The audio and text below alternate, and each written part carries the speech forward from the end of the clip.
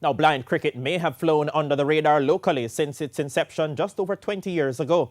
But with more persons getting a chance to see the game following a recent series between Jamaica and India, there would also have been a chance to get familiar with the rules. Jordan Fort explains. Jamaica's visually impaired cricketers recently concluded a series against their Indian counterparts on home soil as they attempt to grow the game locally by playing against the world #1. But how much do people actually know about blind cricket? Damian Rose, who was one of Jamaica's players in the recent series, falls in the B1 category, which means he is totally blind. But despite going blind at 2 years old due to what he says was an operation gone wrong, he says he has always been playing cricket. Going to the school for the blind, we used to play a lot of cricket. We find anything to play cricket. We even used to use the window blades as bats, use bottles for the ball and using other balls. We used to even play bouncing ball cricket, but the ball had bells in there.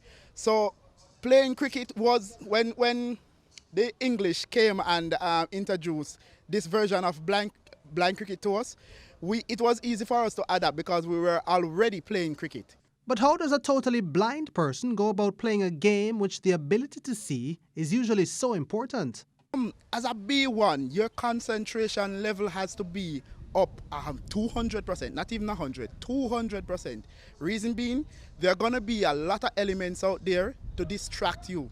But you have to focus on the ball and on the sound of the keeper, especially because for us, especially when we are fielding or even bowling, we the B1s have to take our cues from the keeper. Wesley Parchment was one of the umpires for the recent series, and he explains how crucial their role is in not only officiating, but helping the players who cannot see. Blind cricket is more a talking sport. When you're umpiring, you have to talk everything. When a wicket is down, you have to tell them a wicket is down. When the bowler coming up to bowl, you have to tell them the bowler ready. The bowler said, batsman. The batsman said, ready. And then the bowler said, play, in that sequence. And same way in the batting, they bat in sequence. B2, B3, B1. And the next sequence can continue with B1, B2, B3. Ajay Kumar Reddy, the captain of the Indian team, says the players have to trust the decision of the umpires and also get help in certain circumstances. The umpire, they never give directions to fielders. Their role should be observe. Their role should be give decisions. The fielding setting up to their humanity, because few fielders, they can't understand where to move.